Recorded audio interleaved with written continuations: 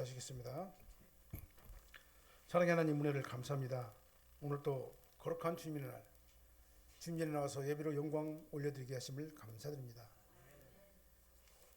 이제 올 한 해도 이제 2주밖에 남지 않았습니다. 이제 2024년 3년을 지나면서 아버지 하나님의 크신 은혜에 감사하고 감격하고 고마운 그런 한 해가 되게 하심을 감사를 드립니다. 이제 하나님 말씀을 선포하고 오늘 이 예배를 통해서 아버지 하나님의 크신 은혜와 감사를 주님 앞에 올려드리는 귀한 시간 되게 도와주십시오. 온전히 예수 그리스도의 은혜만 받게 하여 주시옵소서. 예수님 이름으로 축복하며 기도합나이다. 아멘. 네, 우리 다 인사하시겠습니다. 오직 예수님밖에 없습니다. 다시 한번 하겠습니다. 오직 예수님밖에 없습니다. 아멘. 네. 오늘 말씀이 보면 끝까지 보호하시는 하나님이십니다. 오늘 2023년도에도 하나님께서 끝까지 여기까지 인도하시고 우리를 보호하시고 오게 하셨어요. 하나님 은혜가 아닐 수 없습니다. 안 될 것 같은데 되게 하는 역사. 우리 인간적인 어떤 그 입장에서 보면은 참으로 힘들고 어려운 과정이었는데 지나고 보니까 하나님의 은혜였었다라는 것을 우리가 다시 한번 고백하게 됩니다. 예수님은 하나님께서 구속언약을 완성하기 위해서 인간의 몸으로 이 땅에 오신 분이에요. 하나님께서 성자와 성령 안에서 구속언약을 계획하시고 예수님께서는 성부와 성령 안에서 완성된 구속언약을 완성하시려고 이 땅에 육신을 입고 자발적으로 오신 거예요. 그리고 완성된 구속언약을 성령 하나님께서 성부와 성자 안에서 각 사람에게 구원을 적용하시는 겁니다. 이게 바로 삼위일체 하나님의 구원 사역이에요. 그래서 예수님께서는 행위언약의 저주 아래 있는 우리 인간들을 건져내기 위해서 이제 이 땅에 육신을 입고 이 땅에 오신 거예요. 근데요, 예수님이 다윗의 후손이잖아요. 다윗이 뭐예요? 왕족이잖아요. 솔로몬부터 시작해가지고 계속 왕족이잖아요. 그리고 다윗이 태어날 곳은 어디냐면은 사실은 왕궁에서 아주 굉장히 화려한 가운데 예수님께서 이 땅에 오셔야 돼요. 그게 정상입니다. 근데 예수님께서 태어난 곳은 화려한 궁전의 왕세자로 태어나가지고 이 땅에서 화려하게 메시아의 오심을 환영을 받은 게 아니에요. 우리 죄와 사망 가운데서 건져내시기 위해서 이 땅에 오신 예수님께서는요, 너무나도 낮고 초라하고 열악한 환경에서 태어나신 거예요. 그리고 예수님께서는 죽음을 피하기 위해서 나 태어나자마자 죽음을 피하게 해가지고 오늘 본문에 보니까요, 애굽으로 도망을 가야 했어요. 그리고 예수님께서는 다시 돌아와서도 낮고 천한 나사렛이라고 하는 그런 천한 도시 갈릴리 나사렛이라는 곳에서 예수님께서는 유년기를 보내셨어요. 거기서 자라셨습니다. 그런데 하나님은 끝까지 예수님을 그 가운데서 지켜주시고 보호하시고 인도하시고 결국은 구속언약을 완성할 수 있도록 아버지 하나님의 사명의 자리에까지 인도하시고 구속언약을 완성하시고 만민의 죄를 대속하시는 그런 일을 갖다가 하게 하신 거다 그 말이에요. 이것은 하나님께서 저와 여러분들을 인도하시는 그 모습과도 같아요. 저와 여러분들이 예수를 믿게 된 것은요, 전적으로 은혜예요. 아까 은혜 아니면 우리가 찬양 불렀잖아요. 은혜 아니고서는 우리가 구원받을 수가 없는 겁니다. 하나님께서 자기 백성을 인도하시고 보호하시는 그 모습이 바로 뭐냐? 그것이 바로 우리를 인도하시는 모습과도 같다라는 것을 알 수가 있는 겁니다. 그래서 우리가 이 세상에서 그냥 나 혼자 내 의지대로 내 능력대로 내 환경을 갖다 내가 지배하면서 내가 스스로 이렇게 잘 사는 것 같지만 그 길을 인도하시고 역사하시는 분은 여호와 하나님이세요. 이 모든 것들이 다 하나님의 은혜인 것을 우리는 알고 있습니다. 우리는 신앙인들이고 그렇기 때문에 잘 알고 있어요. 그러나 세상 사람들은 그걸 몰라요. 내가 잘나가지고 내 능력으로 내가 내 환경을 내가 지배하는 것처럼 그렇게 착각하고 오인한다 그 말이죠. 예수님께서는 이 동정녀 마리아를 통해 가지고 태어나실 때부터 왕궁에서 태어나신 것이 아니라 방을 구하지 못해 가지고 유대 베들레헴 호술한 한 여관의 축사에 있는 궁위에서 태어나셨어요. 그리고 아까 말씀드린 대로 예수님께서는 태어나시자마자 헤롯 왕은 탄생하신 예수님을 죽이려고 했어요. 왜? 왕권을 갖다가 왕이 나타났다고 하니까 헤롯 왕이 자기 왕권을 갖다 지키기 위해서 어떻게 해요? 예수님을 죽여야 되잖아요. 그래서 죽이려고 했어요. 이 권력이라는 것이 무서운 겁니다. 오늘 이 본 말씀을 이렇게 죽을 위기에서 하나님께서 인도하심으로 죽음을 피해가지고 애굽으로 피신하시고 다시 돌아오시는 예수님에 대해서 오늘 본문에서 말씀하시는 겁니다. 오늘은 본문 말씀을 중심으로 말씀을 선포하겠습니다. 끝까지 보호하시는 예수님, 하나님, 끝까지 지켜주시고 인도하시는 하나님, 하나님의 은혜에 대해서 말씀이 선포될 때에 저와 여러분들도 끝까지 지켜주시는 하나님의 은혜가 임하시기를 예수님으로 축원합니다. 하나님의 인도하심이 없으면요, 사실 우리가요 숨도 제대로 못 쉬어요. 하나님께서 끊으시면 그냥 가야 되는 거예요. 하나님의 질서 안에서, 섭리 안에서 우리가 생명도 부지하고 유지하고 우리의 삶도 지켜지게 되는 거라는 것을 오늘 본문 말씀을 통해 가지고 우리가 깨달아 아는 시간이 되시기를 예수님으로 축원합니다. 첫 번째로 하나님의 지시대로 순종해 가지고 가족을 데리고 애굽으로 피한 요셉에 대해서 13절에서 15절까지 나옵니다. 한번 읽어보겠습니다. 그들이 떠난 후에 주의 사자가 요셉에게 현몽하여 이르되 헤롯이 아기를 찾아 죽이려 하니 일어나 아기와 그의 어머니를 데리고 애굽으로 피하여 내가 내게 이르기까지 거기 있으라 하시니 요셉이 일어나서 밤에 아기와 그의 어머니를 데리고 애굽으로 떠나가 헤롯이 죽기까지 거기 있었으니 이는 주께서 선지자를 통하여 말씀하신 바 애굽으로부터 내 아들을 불렀다함을 이루려 하심이라. 아멘. 동방박사들이 탄생하신 예수님께 경배했잖아요. 그리고 황금과 유황과 몰약을 예수님께 드렸잖아요. 들고 난 다음에 이제 자기 고향으로 이제 자기 고국으로 이제 돌아가려고 하는데 주의 사자가 나타나 가지고 그렇게 가지 말라고 했잖아요. 다른 길로 갔잖아요. 그리고 난 다음에 요셉에게 주의 사자가 또 나타나 가지고 요셉에게 지시하는 내용이 오늘 본 말씀입니다. 하나님께서는 일반 원총의 역사 가운데서도 특별하신 방법으로 우리 인간 사이의 역사에 개입을 하시는 경우를 알 수가 있는 거예요. 이게 일반 원총의 법, 자연의 질서에 의한다 하면은 이런 일이 날 수가 없잖아요. 동방박사들에게 나타나 가지고 그리 가지 마, 그리 가지 말고 딴 쪽으로 돌아가. 그리 가면은 네가 죽어라고 동방박사들에게 천사들이 나타나고 지시해가지고 지시하는 그 길을 갖다가 딱 인도해 주셨잖아요. 이게 특별하신 하나님의 섭리다 그 말이죠. 우리가 인생을 살면서도 하나님의 특별하신 섭리가 우리 삶 가운데 적용이 되는 경우들이 허다하게 많아요. 나도 모르지만 하나님께서 인도하시는 경우들이 너무나 많다는 것을 우리는 알아야 돼요. 하나님의 은혜가 아니고 우리 살 수가 없어요. 하나님의 은혜가 있기 때문에 안 될 것 같은데 절망적이고 낙심해가지고 넘어질 것 같은데 하나님께서 나를 딱 건져주시는 거예요. 우리 질병에서 건져주시고 여러 가지 열악한 환경에서 건져주시고 우리의 여러 가지 많은 문제들 가운데서도 하나님께서 그때마다 우리의 삶을 갖다 지배하시는 거예요. 하나님의 자녀들을 그렇게 인도하신다 그 말이에요. 그리고 주의 사자가 요셉에게 뭐라고 말했습니까? 주의 사자가 말했다는 것은 하나님께서 천사를 통해 가지고 요셉에게 말을 했단 말입니다. 꿈속에서. 그게 누가 말한 거예요? 하나님께서 말씀하신 거예요. 이게 주의 사자가 말했다 그 말은 하나님께서 요셉에게 말했다라고 등치시켜 가지고 말해도 아무 문제가 없는 거예요. 그러니까 하나님께서 선사를 통해 가지고 요셉에게 말했어요. 요셉아, 헤롯이 아기 예수님을 찾아가지고 죽이려고 한다. 너는 빨리 일어나 가지고 아기 예수님과 마리아를 데리고 애굽으로 빨리 피신해라. 그리고 내가 다시 알려줄 때까지 거기 있으라. 이렇게 하나님께서 천사를 통해 가지고 이렇게 지시를 하셨어요. 그러니까 하나님께서는 특별한 방법으로 지시하신 것이죠. 헤롯이 죽이려고 한다. 그러니까 빨리 가라. 그리고 거기 있으라. 내가 딱 말할 때까지. 이렇게 하나님께서 꿈을 통해 가지고 직접 지시하셨어요. 이것은 뭐냐면은 구원 사역을 방해하려고 하는 사탄의 음모를 차단하기 위한 특별하신 하나님의 섭리가 그 가운데 역사하신 거다 그 말이에요. 그러니까 마귀들이 악한 것들이 나의 어떤 진로를 갖다 방해할 적에요. 하나님께서 특별하신 방법으로 그때 펄스를 딱 주는 거예요. 그게 그렇게 딱 주면은 어떻게 돼요? 그것이 딱 바뀌어지는 거예요. 그래서 우리가 그때마다 우리의 어떤 그 인생의 행로가 바뀌게 되는 것은 뭐냐? 하나님의 섭리하심이 있었다는 사실을 우리는 알아야 된다 그 말입니다. 그리고 하나님께서는 구속약을 이루시기 위해서 꿈을 통해 가지고 요셉에게 계시를 하셨잖아요. 하나님께서 말씀하신 계시예요.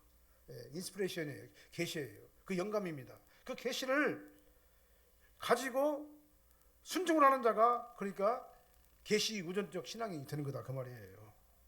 계시를 받았어도 그 계시를 갖다 묵살해버리고 순종하지 않으면요, 그 사람은 그냥 인본주의적인 어떤 신앙이라고 볼 수 없는 거예요.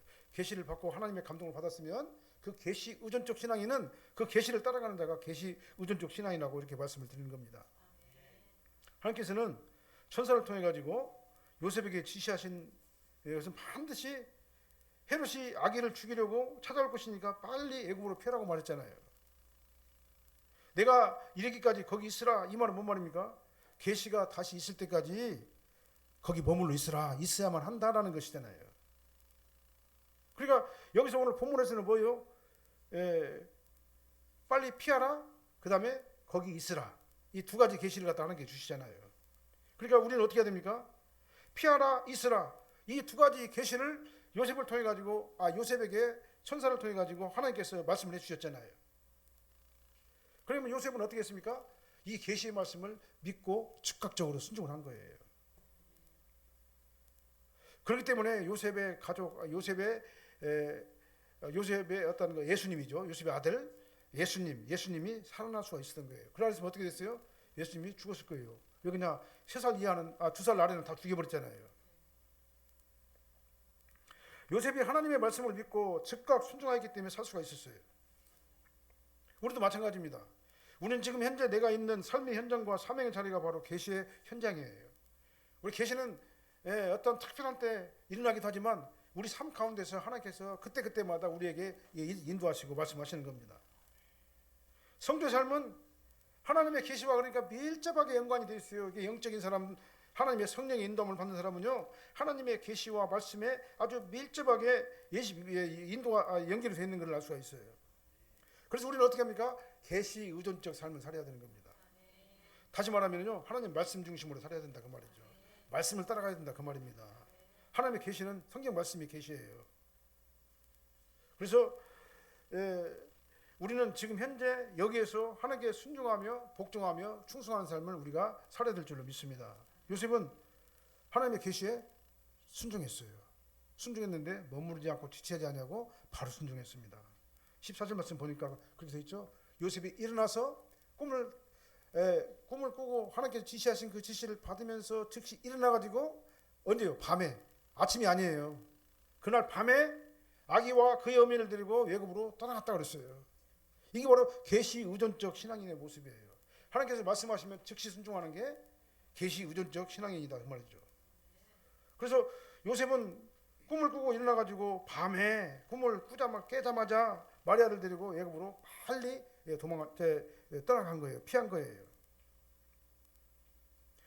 하나님께서 말씀하시면 순종하는 삶을 사시기를 바랍니다. 그런데요, 그러면 손해볼 것 같은데 손해가 안 나요. 제가 말씀드리죠. 안 될 것 같은데 된다. 하나님의 말씀에 즉시 순종하고 계시 의존적 신앙생활을 하게 되면요, 손해볼 것 같은데 절대 손해 안 봐요. 하나님께서 보호하시고 인도하시고 책임져 주시기 때문에 그렇습니다. 요셉과 마리아가 현재 처한 상황은 어떻습니까? 현실적으로 보는 거예요. 현실적으로 보면은 생명을 담보하는 아주 위급한 상황이에요. 사실 베들레헴에서 애굽까지 가려면 바로 애기 난 지가 얼마 안 됐잖아요. 120km나 돼요. 거기 가요. 근데 지금같이 우리가 차가 있습니까? 기차가 있습니까? 아니면 도로가 좋습니까? 그 다음 이동수단이 그렇게 많은 데가 아니잖아요. 그때는요. 2000년 전이니까. 120km가 넘는 이 베들레헴에서 애굽까지 가려면은요, 먼 걸 산모와 아기가 같이 간다는 것은요, 참 환경적으로 현실적으로 굉장히 불가능에 가까운 그런 모험이 아닐 수가 없는 겁니다. 그래서 현실적으로 보면 불가능해요. 하나님, 나에게 이런 지시를 했는데 내가 어떻게 거기를 가란 말입니까? 아기 데리고 아기가 죽을지도 모르고 산모가 아기 낳자마자 120km를 가다가 어떻게 거기를 피하란 말입니까? 나는 못합니다. 우리가 이성적으로 현실적으로 보면은요, 그렇게 바랄 수가 있는 거예요. 얼마든지요. 근데 요셉은 어떻게 했습니까? 그런 상황 고려하지 않고 하나님께서 말씀하시니까 즉시 일어나자마자 밤에 아기와 마리아 어머니를 데리고 애굽으로 피신을 한 거예요. 아까 말씀드렸죠? 그러면은 죽을 것 같은데 안 죽어요. 안 될 것 같은데 된다 그 말입니다. 손해 볼 것 같은데 절대 손해가 아니라는 게, 하나님께서 그렇게 하는 것이 살아날 수 있는 유일한 방법이기 때문에 그 방법을 택하게 하신 거다 그 말이죠. 하나님께서는 어떻게 했습니까? 그들을 인도할 적에요. 애굽에서 출애굽해가지고 광야에서 인도하실 때요. 그들이 광야에서 40년 동안 인도함을 받았잖아요. 어떻게 인도함을 받았어요?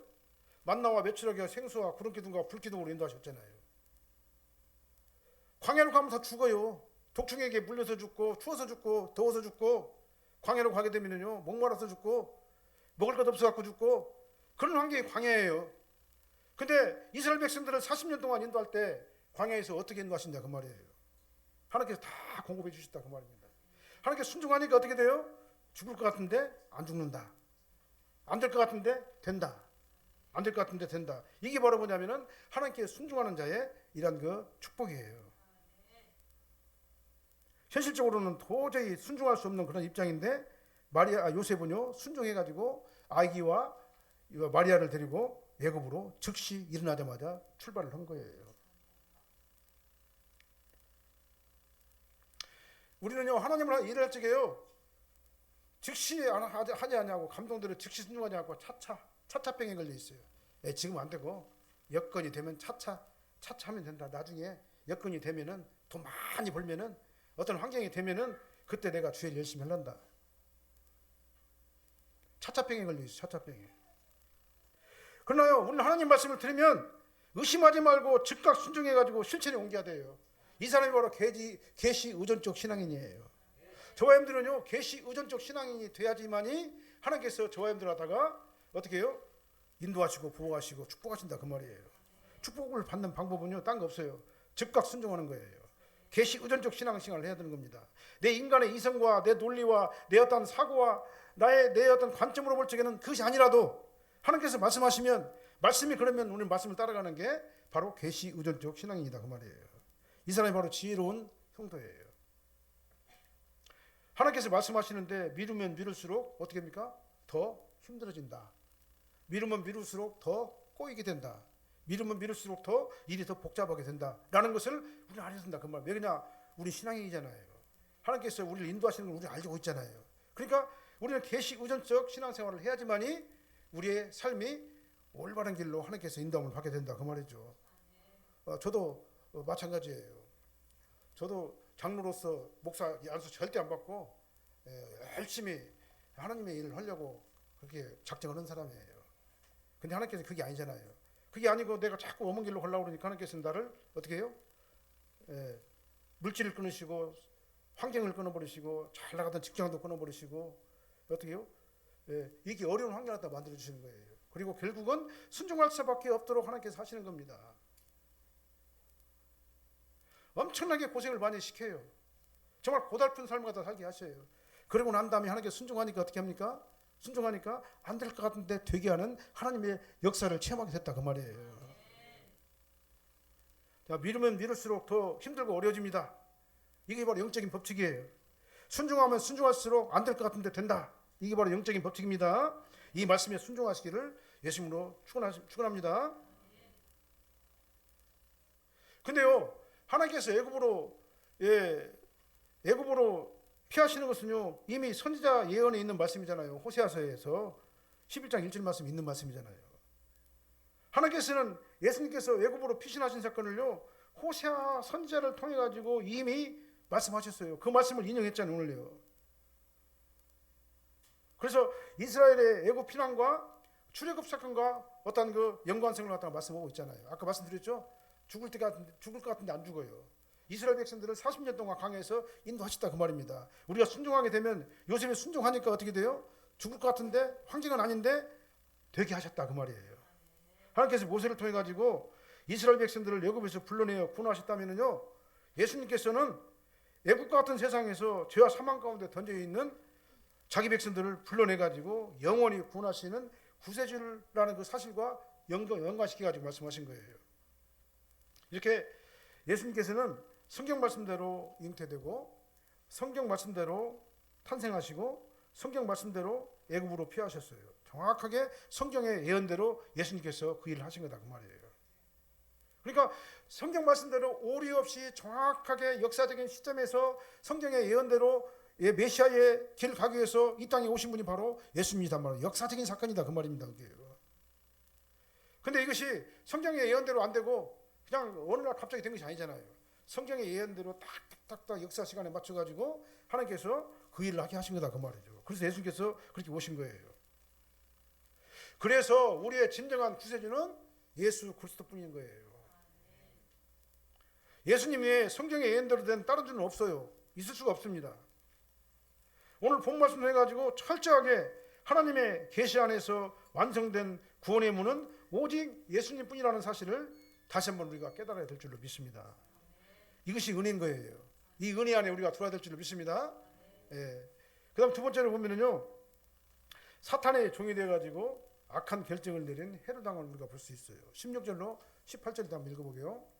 이에 헤롯이 박사들에게 속은 줄 알고 심히 노하여 사람을 보내어 베들레헴과 그 모든 지경 안에 있는 사내 아이를 박사들에게 자세히 알아본즉 그때를 기준하여 2살부터 그 아래로 다 죽이니 이에 선지자가 예레미야를 통하여 말씀하신 바 라마에서 슬퍼하며 크게 통곡하는 소리가 들리니 라헬이 그 자식을 위하여 애곡하는 것이라 그가 자식이 없으므로 위로받기를 거절하였도다 함이 이루어졌느니라. 성경의 예언대로 됐어요. 헤롯이 유아 2살짜리 이하 대학살 사건도 성경 예언된 사건이에요. 이미 예수님께서 탄생하시기 전에 헤롯이 유아 2살짜리 아래 학생들을 학살하기 전에 이 대학살 사건이 일어나기 전에 이미 선지자를 통해 가지고 이렇게 예언했다고 말이에요. 그 예언대로 이루어진 거예요. 헤롯 왕은 박사들에게 속은 것을 알았죠. 내가 잘 알려주면은 내가 바로 가가지고 나도 경배할 테니까 알려달라고 그랬는데 안 알려주셨잖아요. 그리고 다른 길로 갔잖아요. 누가 지시했어요? 천사가 박사들에게 나타나가지고 지시를 했잖아요. 헤롯은 이 박사들에게 예수님이 탄생하신 장소를 알려주면은 나도 경배하리라 했는데 하나님께서는 그들에게 다른 길로 가라 지시하셨어요. 근데 정상적이라면은 헤롯은 동방박사를 보내놓고 그냥 보내요? 누구를 갖다 추적시켜야 할 것 아니에요. 따라 보내야 될 것 아니에요. 뒤에 멀리서 미행이라고 해가지고 군사들을 시켜가지고 정보위원들을 갖다가 동원해가지고라도 그렇게 해야지 정상 아닙니까? 그들을 미행하는 데를 붙였어야 돼요. 근데 여러분 그렇게 하지 않았어요. 한 나라 왕이 한 나라의 국가 권력이 이렇게 허술하게 일을 처리하는 것은 도저히 이해가 안 되는 부분이기도 해요. 그렇다면 헤롯 왕이 왜 이렇게 허술하게 일을 갖다 처리했을까? 그건 바로 하나님께서 그렇게 하신 거예요. 흐리게 하신 거예요. 판단을 흐리게 하신 것이라고 저는 그렇게 생각을 해요. 아마 알면서도 아마 그럴 수도 있어요. 내가 왜 이러지 하면서 그냥 보내버린 거예요. 따라보지 않은 거예요. 그렇게 됐을 것이 아니냐라고 저는 추측을 하는 겁니다. 이렇게요, 하나님께서는 하나님의 뜻과 섭리를 이루시게 해가지고 모든 것들을 다 사용하셔요. 뻔히 알면서도 잘못된 판단을 할 수밖에 없도록 그들의 사고체계를 순간적으로 흔들어 버리시기도 해요. 하나님이 불가능이 없다는 사실을 알아야 되는 겁니다. 그래서 헤롯이 박사들에게 속은 줄 알고 심히 노했어요. 그래서 베들레헴과 그 지경 안에 있는 사내 아이들을 갖다 2살 아래를 다 죽여버렸어요. 이게 성경의 예언대로 이렇게 된 거예요. 결국 헤롯은 이렇게 잔인하게 만드는 것은요, 구속 언약을 좌절시키려고 하는 그 귀신의 역사죠. 사탄의 역사죠. 마태복음은 헤롯의 사내아의 대사건을 예레미야서 31장 15절이라고 이렇게 인용해가지고 말씀했어요. 그래서 라마에서 슬퍼하며 크게 통곡하는 소리가 들리니 이 예언이 바로 뭐냐면 예레미야서 31장 15절 말씀을 인용한 거예요. 그래서 본문에서 슬퍼하고 통곡했다는 말은 애곡하고 애곡했다, 강조용법이에요. 슬퍼한다는 말하고 통곡했다는 말은 같은 표현이에요. 그래서 대구정용법이죠. 그래서 너무나 슬퍼가지고 울부짖었다, 그런 의미가 되는 거예요. 라헬이 애곡이 헤롯 왕에 의해 가지고 어린 아이들을 잃어버린 베들레헴과 그 지경의 어머니들이 부르짖는 애곡으로 성취되었다라고 성경은 말씀하는 거예요. 그런데 하나님께서는 후에 라헬에게 요셉과 베냐민을 주셨잖아요. 예, 주시고 라헬의 통곡을 이루와 기쁨으로 바꾸셨잖아요. 마찬가지예요. 하나님께서는 유아들이 학살되는 과정에서도 예수 그리스도를 안전하게 살리셨어요. 그래서 이스라엘을 구원하실 영원한 왕, 영적 이스라엘, 영적인 구원주 예수 그리스도 왕의 오심을 통해 가지고 구원받은 성도들에게 위로와 기쁨을 주시게 된 거다 그 말입니다. 그래서 헤롯이 2살 이하의 영아들을 죽인 사건은 역사적인 사건이에요. 그냥 뭐 있는 그 어떤 그 꾸미는 얘기가 아니에요. 그러니까 역사적인 사건이다 그 말이죠. 이루어졌느니라 이 말은 뭔 말입니까? 그 선포된 말씀이 이루어졌다 그 말이잖아요. 그 말씀이 하나님에 의해서 영원히 이루어져 가지고 충만하게 됐다 그 말이 바로 이루어졌느니라 그런 의미예요. 그래서 하나님께서 예레미야 선지자를 통해 가지고 선포되어진 하나님의 말씀이 하나님께서 정하신 때에 하나님의 섭리와 뜻 가운데서 정확하게 성취된 것이다 라는 것을 우리는 알 수가 있습니다. 그 예언이 바로 뭐냐면 헤롯의 대학살 사건이에요.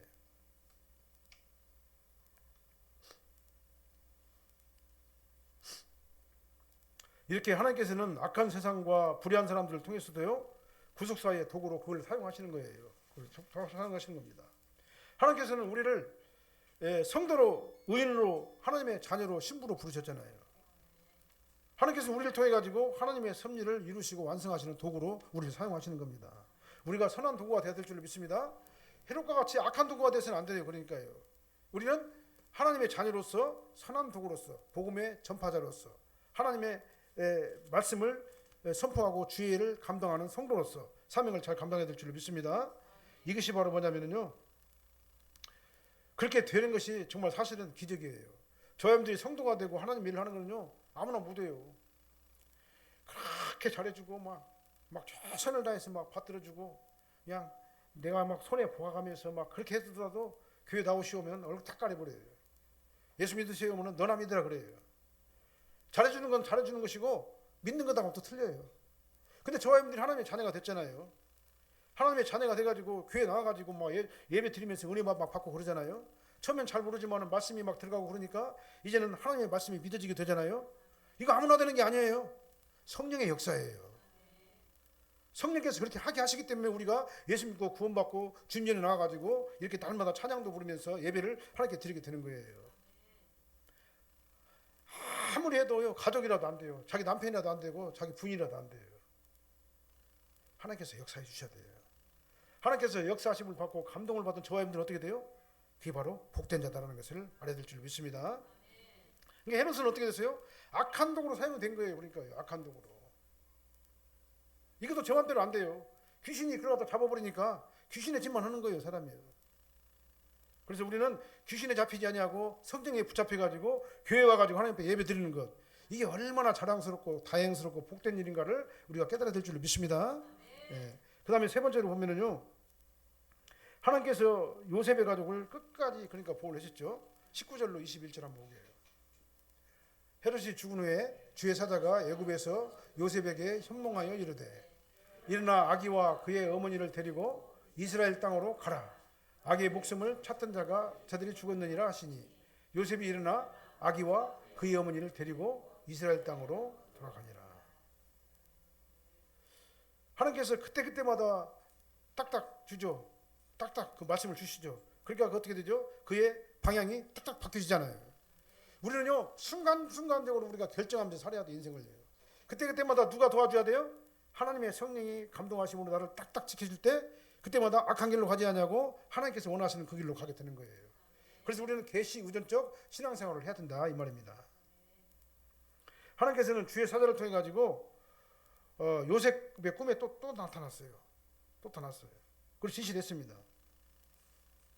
헤롯이 죽었다는 말은 뭔 말입니까? 죽어서 영혼이 지옥불에 던져졌다 그 말이에요. 하나님을 방해하고 예수님을 믿지 않고 죽으면 어떻게 됩니까? 죽었다는 말은요 심판을 받았다 그 말이에요. 영원한 무정의 속에 던져져 버렸다, 불못에 던져져 버렸다 그 말이에요. 이게 죽었다는 표현이 두 가지가 있어요. 예수 믿는 사람들은 죽어서 어디로 가요? 영원한 천국으로 가게 되죠. 헤롯이 죽었으니까 어디로 갑니까? 영원한 지옥불에 던져진 거예요. 심판을 받게 된 거예요. 한 번 죽으면 그러니까 어떻게 됩니까? 심판이 결정된 겁니다. 천국과 지옥이 결정된 거예요. 그러니까 우리는 어디 안에서 죽어야 돼요? 예수 안에서 죽어야 돼요. 예수 그리스도 안에서 죽어야지만이 우리가 예수님과 함께 영원한 천국으로 올라가게 되는 거예요. 그래서 우리는 살아있는 동안에 반드시 예수 안에 있어야 돼요. 헤롯이 아무리 부귀와 영화와 권력을 다 잡았어도, 이 세상을 갖다 막 통치하면서 막 살았어도 그건 저주받은 불쌍한 존재일 뿐이에요. 죽어서 영원한 지옥에 던져졌지만은 하나님의 계시는 영원한 시간과 공간을 초월해 가지고 임하고 계시잖아요. 하나님께서 주의 사자를 심부름시켜 가지고 요셉에게 현몽하에 다시 지시를 했어요. 일어나 아기와 그의 어머니를 데리고 이스라엘 땅으로 가라. 아기의 목숨을 찾던 자가 죽었다. 이렇게 계시를 해주셨잖아요. 만약에요, 여기서 인간의 이성적으로 생각한다면요, 또 요셉이 어떻게 생각하세요? 아니, 안 돼, 아직. 나 불안해서 아직 못 가요. 그럴 수도 있잖아요. 그렇잖아요? 아, 지금 막 나를 죽이려고 했는데 지금 가면 안 돼요. 그럼 좀 더 이따 갈게요. 우리 인간의 이성적으로 생각하면요. 근데 요셉은 어떻게 했습니까? 즉시 순종하고 어떻게 했어요? 즉시 순종하고 이스라엘 땅으로 갔다 그 말이죠. 그러면 계시 우선적 신앙생활이 얼마나 중요한가 모르는 거예요. 하나님께서 감동하시면 즉시 순종하시기 바랍니다. 말씀대로 순종하시기 바랍니다. 그러면 안 될 것 같은데 되는 역사가 일어난다 하시를 믿으시기 바랍니다. 예, 그러니까 이 본문에서 주어는 사실은요, 요셉이 아니에요. 요셉인 것 같은데 요셉이 아니에요. 마리아도 아니에요. 아기 예수님이 주어예요. 모든 역사는 예수님을 중심으로 진행된다는 사실을 우리는 알아야 되는 겁니다. 내가 예수님 안에 있느냐, 예수님 밖에 있느냐를 가지고 나의 존재와 나의 미래가 결정이 되는 거다 그 말이에요. 예수님 중심 생활하시기 바랍니다. 모든 것들이 예수님 안에서 이루어질 적에 하나님께서 우리를 지켜주시고 보호하시고 끝까지 인도한다는 사실을 여러분들이 믿으시길 바랍니다. 아무리 이 세상에서 모든 것들을 다 가져서도 예수님 안에 있지 않으면 헤롯같이 아무것도 아니에요. 아무것도 아닙니다. 정말로 아무것도 아니에요. 그래서 우리는 우리 인생에서 내가 아니라 예수님께서 저와 여러분들의 주인이 되시기를 예수님으로 축원합니다. 이렇게 모든 역사가 예수님을 중심으로 진행이 되고 있어요. 그래서 나아가는 개인 역시, 인생 역시 그 기준이 예수님이 돼야만 된다는 사실을 아시기를 바랍니다. 21절 말씀, 요셉이 일어나 현몽하니까 어떻게 됩니까? 꿈꾸자마자 말고 어떻게 했어요? 일어나. 그렇죠? 아기와 그의 어머니를 데리고 이스라엘 땅으로 갔어요. 그죠? 아이들 땅으로 들어갔어요. 우리는 이렇게 즉각 하나님의 말씀을 순종하는 계시 우전적 신앙생활을 할 때 하나님께서 그의 삶을 어떻게 하십니까? 끝까지 보호하시고 끝까지 인도하신다는 사실을 우리는 알아야 될 줄로 믿습니다. 만약에요, 애굽이라는 곳이 어떻게 화려한 막 문화, 활락한 막 굉장히 막 고대 문명이 발달된 문명의 발생지가 애굽이잖아요. 그럼 애굽에서 살다 보면은 애굽의 생활을 젖어가지고 그거 편리하고 아주 좋은 환경 속에서 살다 보면은 아니 나 안 갈래요, 나 여기가 더 좋아요. 그럴 수도 있잖아요. 그죠? 나사렛이라는 곳은 굉장히 그 시골 깡촌이잖아요. 문명 시설이 아니잖아요. 그러니까 하나님께서 가라고 하더라도 요셉한테 아니 나 여기가 좋습니다. 여기다 좀 더 있다 갈게요. 어느 정도 여건 되고 애기가 좀 더 크고 할만하면 갈게요. 그렇게 말할 수도 있잖아요. 근데 요셉은 어떻게 했습니까?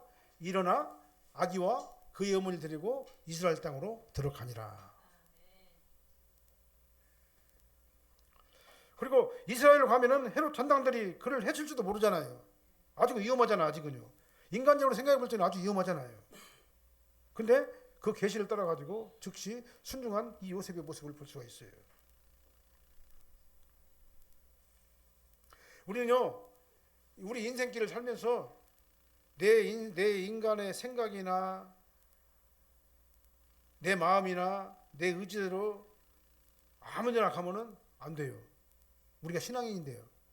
말씀 따라가야 돼요. 말씀 따라가야 돼요. 아무렇게나 우리가 신앙생활 해서는 안 돼요. 예? 아무렇게나 세상에 빠져가지고 예? 막 음란한 곳에 막 들어가고 세상에 빠져가지고 사기치는 곳에 참여하게 되고 세상에 빠져가지고 세상적인 방법으로 문제를 해결하려고 하는 그런 것에 우리가 같이 들어가서는 안 돼요. 우리는 아무렇게나 신앙생활 왜 그냥 우리는 구별된 하나님의 백성이기 때문에 그렇습니다. 그리고 우리 거기에 속으면 안 돼요. 속지 말고 말씀 따라가시길 바랍니다. 말씀이 아니면 아닌 거예요. 말씀 따라가 순종하는 우리가 되될 줄로 믿습니다. 그리고 요셉의 행한 그 행적을 살펴보면요, 예, 아주 즉시 순종하는 계시 의존적 신앙생활, 얼마나 성실한 신앙인이에요. 우리도 요셉처럼 이렇게 성실한 신앙이 되어야 될 줄로 믿습니다. 그래서 우리는요, 예, 이렇게 계시 의존적 신앙생활을 하게 되면요, 우리 어떻게 됩니까? 하나님께서 다시 한번 말씀드립니다. 안 될 것 같은데 된다. 죽을 것 같은데 안 죽는다. 실패할 것 같은데 절대 실패하지 않는다. 이것이 바로 영적인 하나님의 법칙이에요. 계시 의존적 신앙생활, 말씀만 따라가고 성령의 감동에 순종하는 그런 삶을 저와 함께 사시기를 예수님으로 축원합니다. 기도하시겠습니다. 사랑하는 하나님 감사합니다. 저희들은 부족합니다. 연약합니다. 항상 내가 주인이 돼가지고 내 결정대로 하나님의 뜻과 섭리와 말씀을 잠시 미루고 순종하지 않냐고 불순종하는 그런 어리석은 행동을 제가 했다면 용서하여 주시옵소서. 이제는 정말 말씀을 따라가게 도와주십시고 주님을 의지하게 도와주십시고 아버지 하나님께서 하시는 그 감동대로 저희들이 순종하는 순종의 훈련을 저희들이 하게 도와주시옵소서. 그래서 아버지 하나님 이제 우리가 귀신의 지배를 받지 아니하고 사탄의 지배를 받지 아니하고 내 인간의 이성의 지배를 받지 아니하고 말씀의 지배를 받는 계시 의존적 신앙생활을 요셉처럼 하게 하여 주시옵소서. 그런 순수한 신앙이 저희들 되게 도와주시옵소서. 말씀이 그러면 그런 것이라고 하는 사실을 깨닫게 도와주십시고 아버지 하나님을 의지하며 주님을 바라보며 주님을 따라가는 계시 의존적 신앙생활을 저희들이 하게 하여 주시옵소서. 예수님 이름으로 축복하며 기도합나이다. 아멘.